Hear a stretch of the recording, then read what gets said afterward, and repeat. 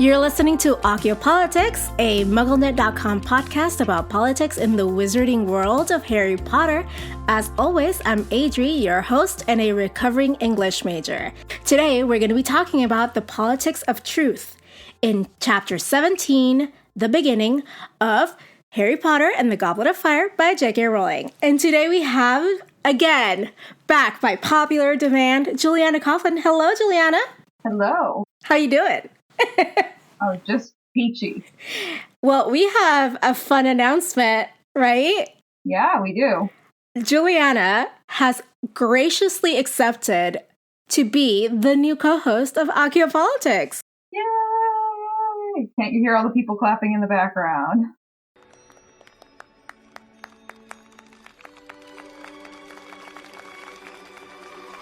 That studio audience back there. Yeah, like they're so loud. Just like a clapping sound there.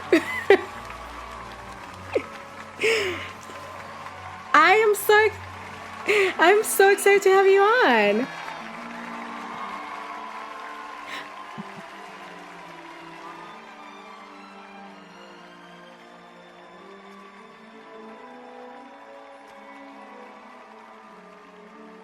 Where can our listeners find you now that you're going to be a co-host? Oh, well, you can find me here. And also, if you hadn't already guessed, I will be here. You can also find me on Twitter. I pretty much only use that to reply to Quizzitch for MuggleCast. I am JK, not Rowling, on Twitter. And you can also find me on Instagram at Julianna, as in like jelly, grape jelly. _runs, and you can also find me on the street running. So, you dirty people. On the streets running. Okay, gotcha. All right, so we met you on episode 435, and you are a Hufflepuff. Yes, I am. What's your Patronus like? I have a wolf Patronus. Okay. Good with me. I mean, I like dogs. I have a dog. I'll take the wolf. It's pretty vicious if need be, so let's go with it. Well, and so you're a dog mom. I love that. Obviously, I'm also a dog mom. Anything else you want to share with our peeps? Just a little overview. So I am a dietitian as my muggle job. I live on Cape Cod in Massachusetts, and I am a runner, so if you're following me on Instagram, you'll definitely see all of the crazy numbers of miles that I'm running week to week. I just did essentially a full marathon yesterday and a half marathon today. Just for shits and giggles, you know. Oh, just chilling. Yeah, nothing big. And I also just love all things that are purple. That's why I picked purple in our show doc. Oh, but before we begin with the chapter summary, I'd like to remind our listeners about our Patreon. If you go to patreon.com/OccuPolitics, you can get really cool rewards. I will start Muggle Studies videos back up soon and get on with our rewards. I'm sorry, patrons who are already patrons. Your stickers are in the mail. I've been kind of struggling with some mental health issues and kind of crippling anxiety, but we're there. We're going. I pushed past it. And that's what counts. I asked for help, which is really hard. Honestly, it's terrifying sometimes, so. Yeah, I just had to go to people and be like, so I am kind of behind because I am paralyzed with depression and or anxiety, not sure what. I need you to help me get past this by doing X, Y, and Z. And it worked. And no one hated me. Yay! But sometimes I'm worried that people will hate me. Because, anxiety. Woo! Always a fun time. Yeah, but you know what is a fun time is this chapter because Harry is dealing with a lot. Oh, yeah. He's definitely dealing with a few things in this chapter. Harry, like me, was dealing with a ton in the beginning of this chapter. He was just like, what is happening with my life. He didn't want to talk about it. He didn't want to hear people like talking behind his back. He was like in that level of like, well, I don't care if they talk about me, but clearly he cared. Oh yeah, he avoided even going down to the dining hall when most of the people were there because he didn't want people to look at him. Yes. I think he cares a little bit. Yeah, but you know, it's hard sometimes to be like, oh, clearly I care. And then we see that Ron and Hermione have been playing chess while he just like silently goes through all of this. And then Dumbledore makes an announcement the last night. Yeah, he tells the students that Voldemort is back, and he tells the truth, and he says that the Ministry is denying it, and that they all have to come together in the end, and friendship is the thing that will keep them together. But as I noted in the doc, the Slytherins really aren't too interested in this. Yeah, I like that. Okay, so side note, we all know not all Slytherins, right? Like hashtag not all Slytherins.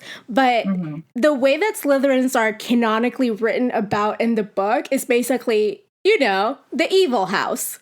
I didn't realize how much they're written as that until I've gone back and done like different rereads in different iterations. Yes. And they are pretty much pegged as the villains, like almost from the beginning of the books.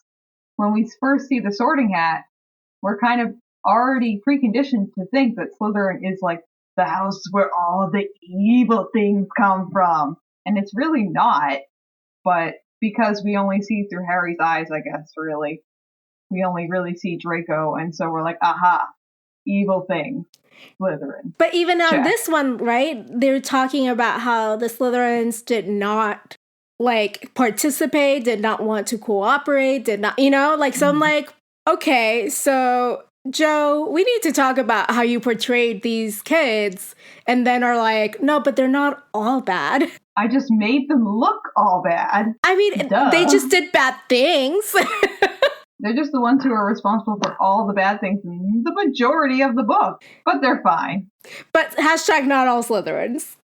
Yeah, pretty much. Yeah. I mean, I'm not saying, I want to make sure that I'm clear on this. I'm not saying all Slytherins are bad. I'm saying that Joe portrayed them like that. Oh no, Slytherin's definitely my secondary house. I'm definitely very self-centered on the low-key side. And I would like to think that I'm not a horrible person who's going to let in Death Eaters through a vanishing cabinet and, like, maybe kill people. So I would like to think that hashtag not all Slytherin. Oh, yeah, for sure. What else did we learn this chapter? Oh, so many things. Rita Skeeter is a beetle. When I was listening to Jim Kay read through this part of the book, I was like, literally like, WTF Hermione, you have her in a jar? That seems so inhumane. She's in a jar. She's a human being in a jar. I'm like, okay, I know we don't like Rita, but I hope there's air holes in that jar. I mean, I'm pretty sure there are air holes in that jar. She didn't die. We know that. And she's also like a terrible human being, so I don't know. I guess that's true. That might be my Hufflepuff side coming out. I feel conflicted about this. I'm clearly a Gryffindor. Because I'm just like, I don't see why it's such a big deal, you guys. Whereas I'm like, let the animals be free. I'm like, wait, it's really a person. Let her be free. But also, she's like a terrible person. Oh, she's horrible. She's absolutely horrific. Oh, and I think Hermione obviously is not just doing this selflessly, right? She's doing this because she has a thing against Rita because she wrote about her. Yeah, that's true. And she's probably doing it for Harry, too. So this is like one of the times where we're like, man, don't piss Hermione off. Yeah, I feel like this is when you see that she really is a Gryffindor. This is one of the circumstances where we're like, oh yeah, she is a Gryffindor and not a Ravenclaw. Yeah, okay, and then we learn why Ludo Bagman couldn't pay the twins. He's such a scumbag. What a terrible person. How could you do that to kids who are so, like, how old are Fred and George at this point in the book? Are they about, like 15, 16? You're going to screw over 16-year-olds like that? I mean, I could see it. Yeah, with his character, I could see it, but still, scumbag. Oh, and then, before that, Ron asked for Crumb's autograph, overcoming his jealousy. Oh, that's such a funny little moment. And Hermione's, like, so proud of him, you know? Like, that's the man that I'm going to marry.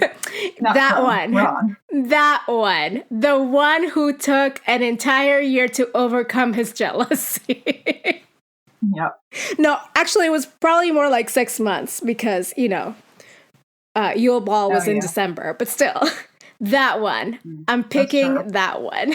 He's kind of funny. We'll keep him around. I know. I mean, I'm a Ron Hermione truther.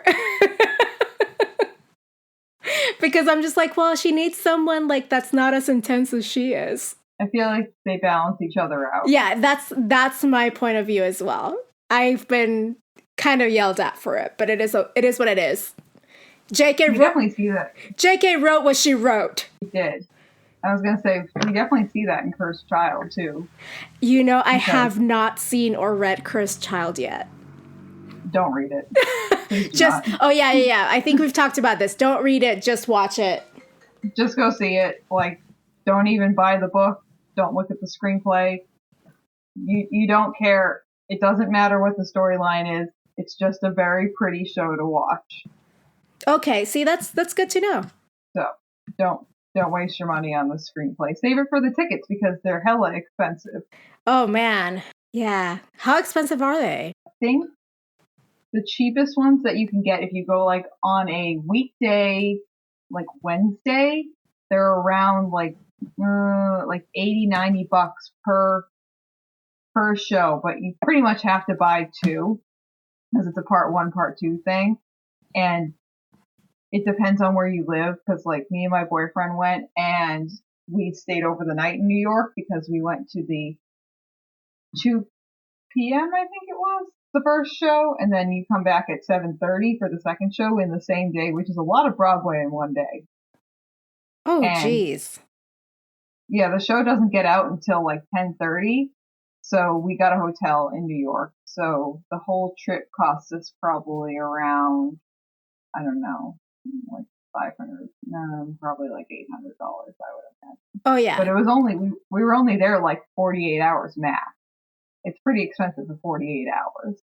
Yeah, that seems pretty expensive. But okay, I mean, I'll probably find a way to do this.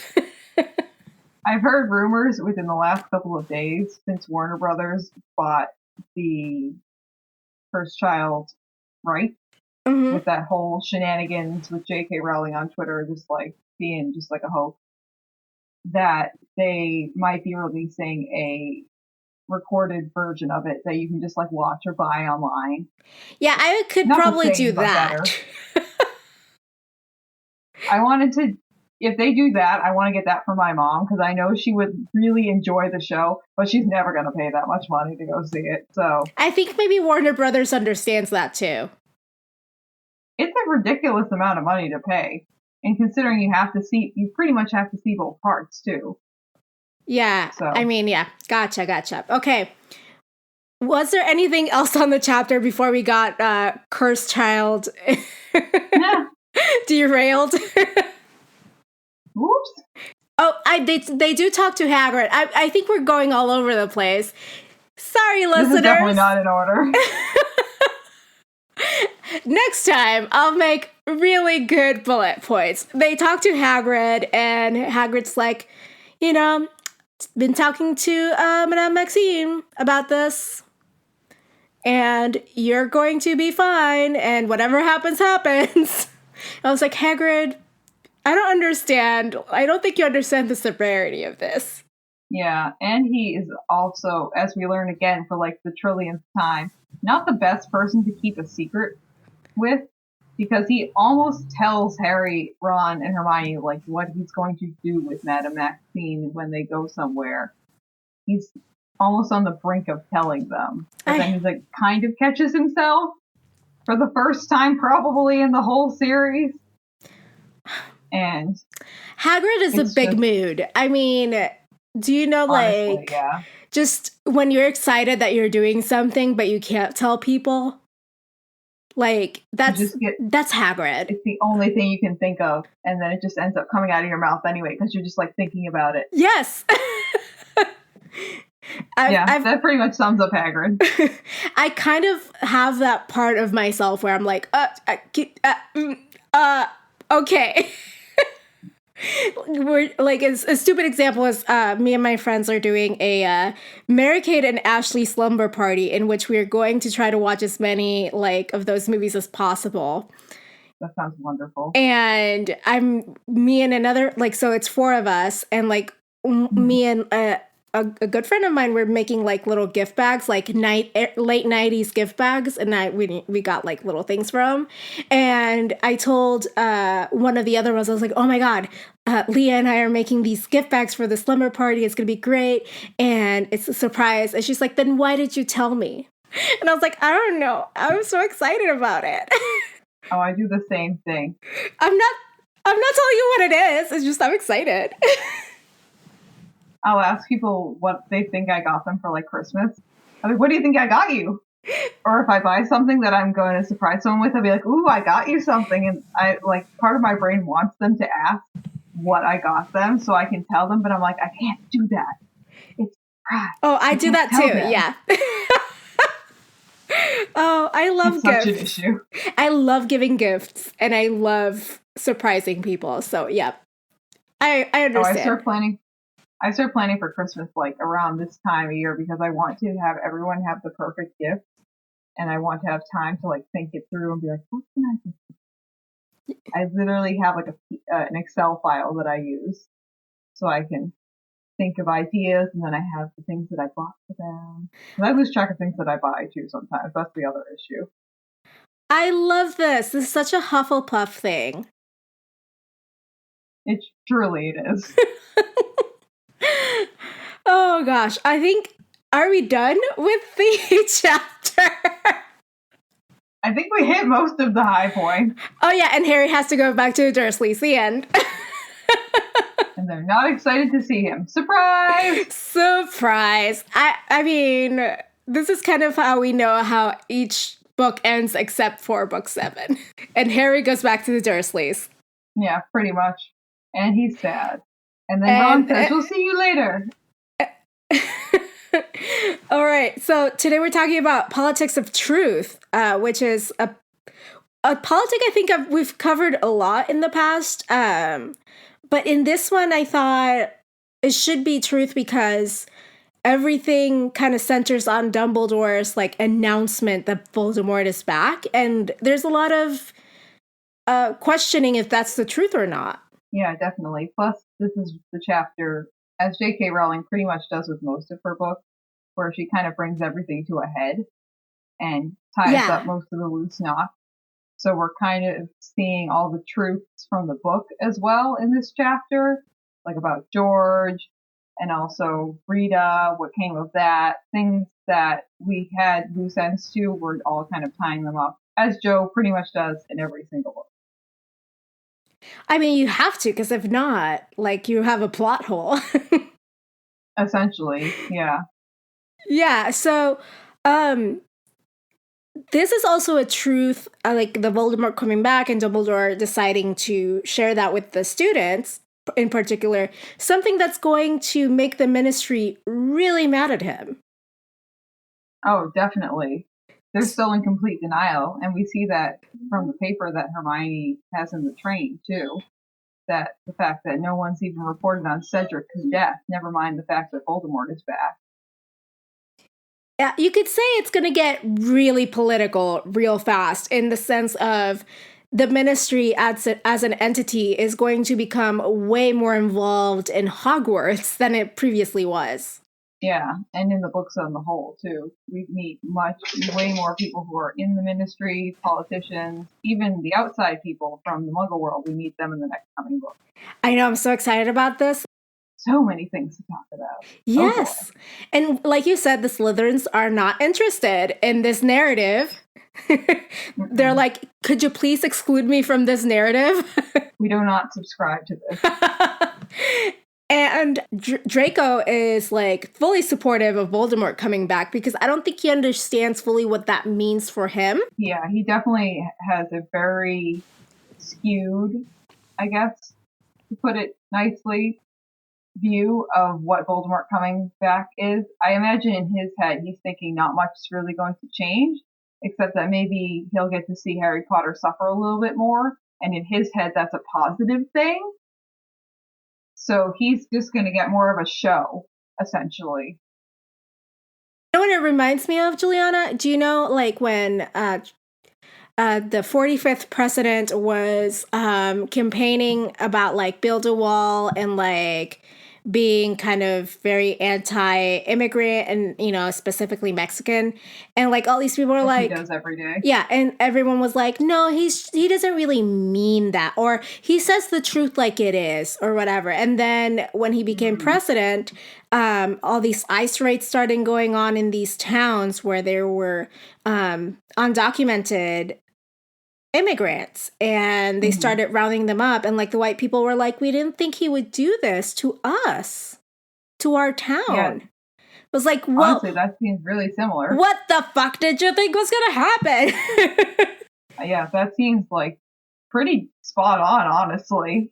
And I'm not saying, like, I'm not doing the reductive thing of being like, Voldemort is essentially just like 45 or the other way around. I'm saying that that train of thought that Draco has probably is like that. Yeah, I feel like the domino effect is similar. It's a similar. Yeah, kind of like believe people when they tell you how terrible they are. Period. Yeah, take them at face value. There's another thing that I was reading on the news this week, which was that because 45 talks about the crimes that he commits and he owns up to them. Like, of course I did that. Everyone does that. People don't know how to react to that. So they only like moved to like impeachment hearings when he was trying to cover something up, because that's something that they understand how to navigate, rather than someone saying, yeah, of course I did that. Of course I lied. Or of course I bribed someone. Yeah, I definitely agree that one of the biggest issues with this presidency is that it's just so unpredictable, and we don't have any kind of policies or procedures, or if we do, they have huge holes in them. Yeah, we don't have a roadmap to deal with someone like this. Yeah, we don't have any kind of plan to deal with someone and all the things that he is doing of this caliber and just weirdness and craziness. Oh boy. Yeah. And then Ron's truth coexists in his jealousy and admiration for Crumb, which is like, poor Ron. Yeah, Ron just he's gonna come around and get his day in the sun, but I feel like up until this point, Ron's just kind of been like that goofy side character, and he kind of continues to be that, but we give him a little bit more credit, I feel like, as the book goes on. But at this point, he's just kind of he wants Hermione, can't have her. Crumb's so cool, but he doesn't really like him because Crumb likes Hermione. So I feel like he's in a mental struggle with himself. Well, but he wants Hermione, but he just doesn't want to admit it to himself either. Yeah, he's in denial. Ugh, boys. That's silly. We don't need them. They're nice to have around. They're not a must. Yeah. I agree. Oh, God. All right. Okay. I think it's time for us to move on to the quote that each of us picked in relation to the politics of truth. Why don't you start us off? Sure. So I just kept coming back to this quote as I was rereading and browsing through the chapter.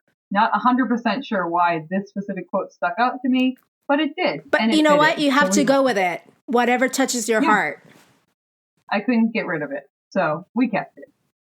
So the quote I picked was, quote, "Stunned and frightened, every face in the hall was turned towards Dumbledore. Now, ... or almost every face. So with this, we see that the Hall is pretty stunned by the truth that Dumbledore has just laid down on them, except for, like we said, the Slytherins, who are kind of in denial still of what is happening. And we're able to see who does and who doesn't, kind of like we just talked about, who does and who doesn't accept and realize what the consequences and implications of what he's saying are going to be. The fact that Voldemort is back and people are probably going to die. And the wizarding world is going to go up into a big old state of shambles very quickly, whether they like it or not, and whether the ministry wants to say it so or not, or whether the Daily Prophet wants to report it or not. Shit's going to hit the ceiling. Oh, yeah. It's the tipping point, right? Like this moment of who's going to believe Dumbledore? What's going to happen? Like, what steps does he need to take after that? And kind of like, how is he going to do some grassroots organizing to make sure that Voldemort doesn't return to power? Yeah, we see him start that grassroots organizing on the spot here. He starts telling everyone that you're welcome back to Hogwarts anytime. We all need to band together. We need to be friends. And it's the only way that we're going to overcome Voldemort is by sticking together, essentially. Yeah, and like one of the tenets of like grassroots organizing is obviously like community is number one. Mm-hmm. And we need to like listen to each other and hear each other out and kind of understand our roles in communities. Yeah, he's strength in numbers and also being aligned with those numbers. So you have a lot of people, but everyone in the group is on the same page as well. Yeah, and also kind of saying like, okay, so what does your group need to feel safe? And instead of saying like, this is what your group needs to feel safe. No, what do you need to feel safe? Like Durmstrang students may feel safe doing like under one condition and Hogwarts students under a different condition. Yeah, definitely. Hearing all the voices that are in the room before you make a final decision. Oh, of course. Instead of just like prescribing a decision that you just came up with and being like, so we're doing this. Cool. Great. Glad you don't care. Which is like how my parents made all of their parenting decisions ever. Like, we're doing this and you're going to have to go along with it. Cool? Okay. Bye. I can identify with that. Oh, yeah. For sure. I feel like most parents are like that, but still, it's definitely when I went to college, it was really nice. I was like, I'm free! Oh, I know, right? Like, college was such a freeing experience for me. And I didn't even go crazy. Oh, no, me neither. I was very, like, anyone who asked you, they'd be like, yeah, Julianna's, like, she was a very boring, very, very boring person, and for me, I was like, everything is so cool and crazy and weird, and I love it so much. And like, I hated high school. Same, hard same. Hard same. But I absolutely loved college. I remember the first weekend I came back from college because I grew up in a town that's like very, very white, and everyone's very the same. I came back like the first couple of weeks, and I was like, everyone's so different. It's great. I felt like I was given a license to just be a freak, and I freaking loved it. Oh, yeah. I mean, college is one of those places where you're like, oh, I'm finally free to be me. Yeah, I remember the first time, because I really, along with Harry Potter, like I really loved Disney princesses, specifically Ariel. Okay. I remember I went out and I bought, because I saw a bunch of other people who had like stickers and like all these like planners stuff. I'd always pick like the boring stuff in high school because I didn't want to be weird or like stand out, because I kind of already was weird being in like theater and chorus and stuff. Mm-hmm, mm-hmm. So I went out and I felt so empowered, and I bought some like Disney princess stickers and I put them all over my stuff, and I was so proud of myself, and I was like, these look so good. Yeah. These notebooks look so good. I was more of a Belle fan myself, so I gotcha. Oh, she's my second favorite. Oh, college. That was our truth. College was our truth. That tells you who you are, whether you like it or not. Well, okay, so my quote was kind of similar to yours. It says, a panicked whisper swept the Great Hall. People were staring at Dumbledore in disbelief and horror. He looked perfectly calm as he watched them mutter themselves into silence.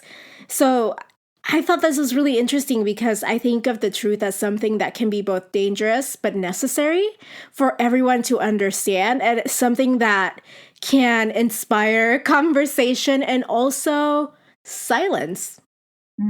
That's true. And I feel like from this quote, we see how important it is, the delivery of the truth, Yes. because Dumbledore is so calm and cool and collected. I can only imagine what the situation would be if he came out yelling, Voldemort is back! Ah! And like, even if he just said the exact same words, but was like screaming, or if he said Yes. them and he was laughing, even the tone of voice and your presentation gives such a context for the implications of whatever you're saying. I mean, it also reminds me of how it was adapted in the movie of like Dumbledore said calmly, "Did you put your name in the Oh Goblet of God. Fire?" And then you get the movie, did you put your name in the Goblet of Fire? Exactly. Harry. Which is very unlike Dumbledore because he's a cool, calm, and collected dude. Yeah. That's why he's good. He's the best person to give out this message. I mean, no one else was going to tell them anyway, so I guess he's the only person to give out this message, regardless if he says it calmly or not. But I feel like he does a good job of conveying the information in a way that the kids can either take it or leave it, and they can interpret more so what he meant in their own way, kind of giving them a blank slate as opposed to coming out and like screaming and presenting it as scary, or coming out and laughing as presenting it as stupid. Yeah. I don't know. I think he's just Dumbledore, like a person who tells you the truth in a very calm and collected manner is usually the person that I will believe, but sometimes people won't believe that because it is so calm and collected. Yeah, they think that the person can't possibly be telling the truth because otherwise they would be so shook from the inside that there's no way they could be so calm. Yeah, I mean, I'm one of those people who tries very hard to be very calm and collected, and sometimes I feel like people don't believe when I say things like this person isn't doing their job or whatever, like something stupid, and they're like, "No, I mean, do you know that I'm like if I am telling you something, it's because I believe it wholeheartedly, not because I'm trying to be like, what do you want? Do you want me with more inflection? I don't know." Yeah, I do the same thing too, because when I mean, a lot of my talking can be like monotone sometimes, and I try to present myself as like, especially at work, being Exactly. like Yeah, calm, yeah. You get being me. like as even-headed as I can be at work, which at times is debatable. But yeah, people don't take you seriously sometimes if you come at them and you tell them something that's a little bit shocking, but you're calm about it. I mean, you might not be calm on the inside. That's a whole different story. They can't see what's going on in your brain. But the way that you're presenting it, because you don't want to come off as like some wacko. For you, which character exemplifies the politics of truth? So I chose Dumbledore, as we just talked. He was our star from our two quotes, pretty much, that we just Yes. read. I think that he is kind of the example of this topic in this chapter specifically, because he tells the truth about the Ministry, he tells the truth about Voldemort, but he is definitely by far not the poster child for telling the truth in any way, shape, or form in this series. He lies to Harry all the time. He lies to a bunch of other people all the time. Even in this own chapter, he won't even let Molly Weasley tell Harry the whole truth about why he has to go back to the Dursleys. He pretty much just tells Molly to tell whoever, I guess, when Harry asks, that he just has to go back. And that is that. And that is not really fully telling the truth. And as we see, even through the last book, Dumbledore doesn't really tell Harry much of the truth at all. Yeah, I know, which is like, Dumbledore, really, why do you think that Harry won't be able to handle the truth? I mean, even this book alone, he almost gets killed multiple times. I think if I were Harry, I would absolutely love to know the reasons exactly why I am at death's door almost every 5 minutes. Yeah, I would like to know too, actually. I think also, like, Harry is a seeker of the truth, right? In that way of he just Mhm. wants to understand, but no one will give him a straight answer because he's young. That's a very good point. And this idea, I think, like this entire series kind of hinges on that idea of just because you're young doesn't mean you don't deserve the truth. Yeah, that children or younger people on the whole have higher functioning levels of intelligence than we really give them credit for. Yeah, exactly. I can get behind that. Well, my character is Rita Skeeter because she is the most untruthful in the entire book. And that has landed her in a jar because Hermione Yeah, doesn't play around. don't mess with Hermione. She's gonna put you in a jar. I feel like that That's when should she be uses miracles. that could be a motto, like don't mess with Hermione, she'll put you in a jar. Maybe your next sticker can be that. I was just thinking that. I'm thinking about how to make that happen. Make like a little fly graphic, but put like a wig, Rita's wig and glasses on it, Oh and god. put it in a little jar. That actually would be really cute. Oh my goodness. I will figure this out. Oh.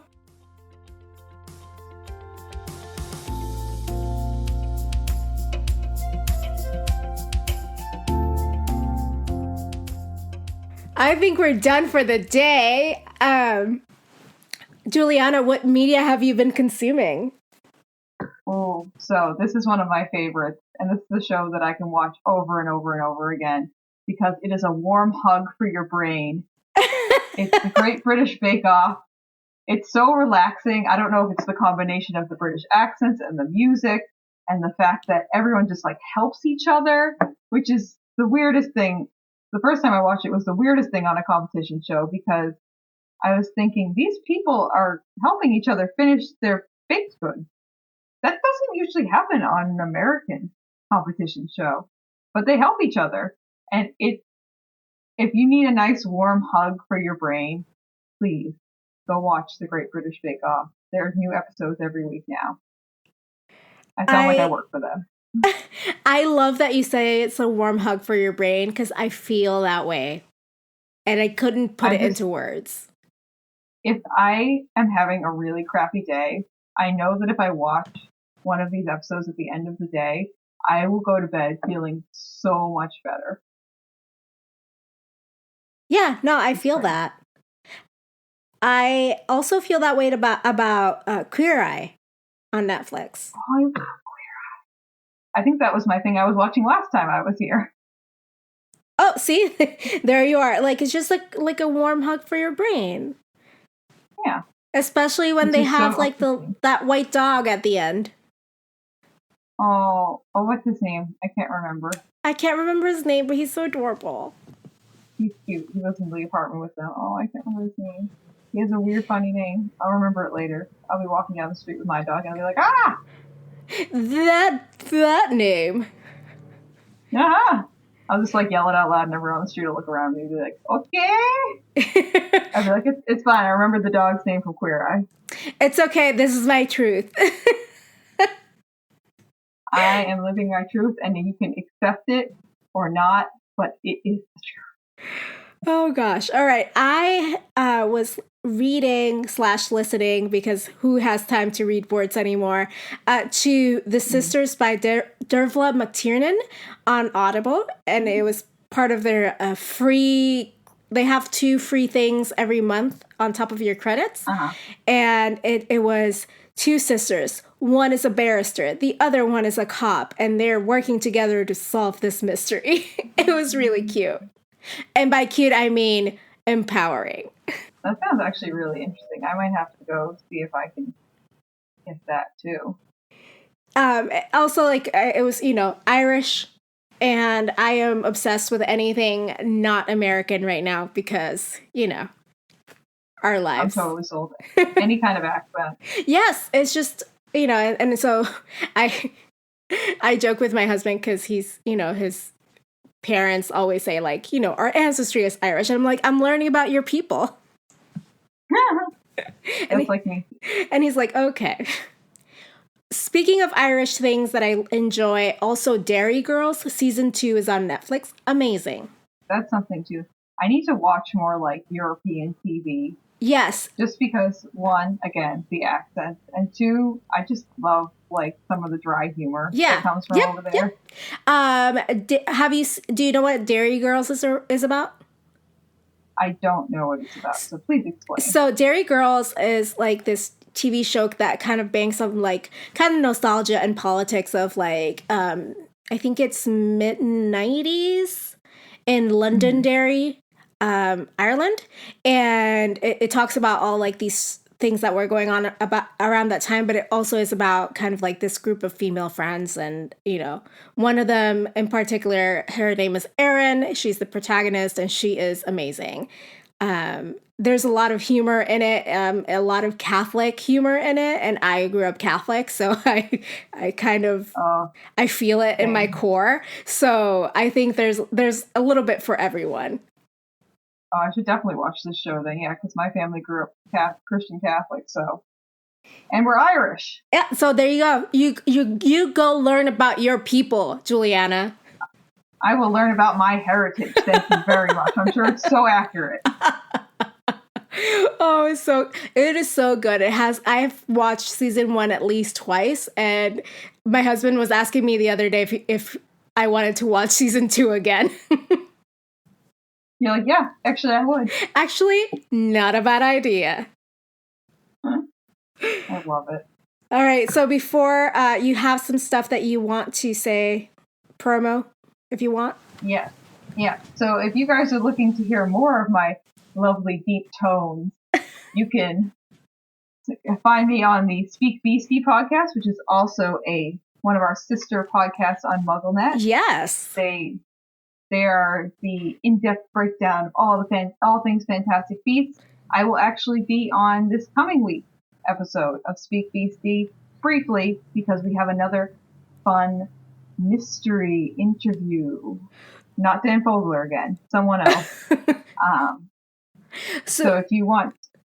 Oh, go ahead. So the Dan Fogler interview is already out. I'm very excited. Dan Fogler was last week. That was very interesting. I was not a part of that recording, unfortunately. The episode we have this week had someone else a little bit more European who will be featured on it. So tune in and listen for that.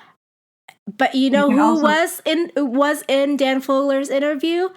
Producer of this show, Helene Karp. Yeah, yes, she was. So some tangential like touch to Dan Fogler from the Ocupolitics podcast. Secondhand, yes. Secondhand. Oh boy. You can also find me as part of the Speak Beasty Common Room correspondents. They are part of our Patreon group, and also we're on YouTube. So if you look up Speak Beasty Common Room correspondents, we are the opposite weeks that Speak Beasty is on. So Speak Beasty is every other week, and so is the Common Room correspondence. So if you're ever looking for more Speak Beasty things, you can head on over and find us there. And I'm also on the MuggleNet. Yeah, it's fun. And that's a really interesting group of people too, because I'm the only one from the United States in that group. And there are, depending on the week, there are between like 4 and 6 of us. And the other ladies are in Germany, the UK, and France. Oh, wow. So you get a good barrage of accents coming at you. and we all know that you and I love an accent. Oh, I'm here for an accent. Yes. All day, every day. And just my final thing is, if you're not already following the MuggleNet Instagram, please go follow that, because I am part of the team over there. Plus, we are a MuggleNet podcast, so come follow us. Yes, Thanks. We are a MuggleNet.com podcast, so please follow MuggleNet on all the socials. Yay! Yay!